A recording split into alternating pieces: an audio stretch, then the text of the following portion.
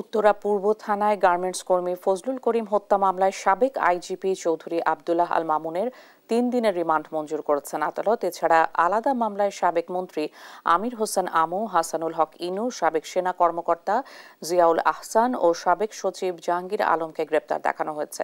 সোমবার সকালে chief metropolitan magistrate কোর্টে হাজির করে মামুনকে রিমান্ডে নেয়ার আবেদন করে রাষ্ট্রপক্ষ। আদালতকে জানানো হয়, পুলিশ নির্বিচারে ছাত্র জনতার উপর গুলি চালিয়েছে। 1500-রও বেশি মানুষ মারা গেছে। তাকে রিমান্ডে নিলে আরও অনেক তথ্য পাওয়া যাবে।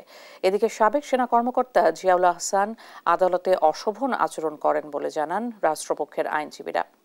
অভিযোগ করেন, জিয়া চোখ রাঙায়, শুনানির সময় বাজে মন্তব্য করে, তার মধ্যে কোনো অনুশোচনা নেই। আর আসামি পক্ষের আইনজীবী জানান, রাজনৈতিক উদ্দেশ্যে আসামিদের হয়রানি করা হচ্ছে।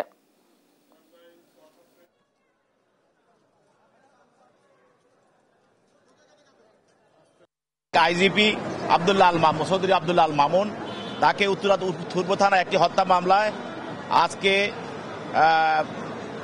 তদন্তকারী কর্মকর্তা তাকে 10 দিনের রিমান্ড প্রার্থনা করেন। বিজ্ঞ আদালত উভয় পক্ষের শুনানির পর তার বিরুদ্ধে 3 দিন রিমান্ড মঞ্জুর করে তাকে তদন্তকারী কর্মকর্তার হেফাজতে প্রদান করেন।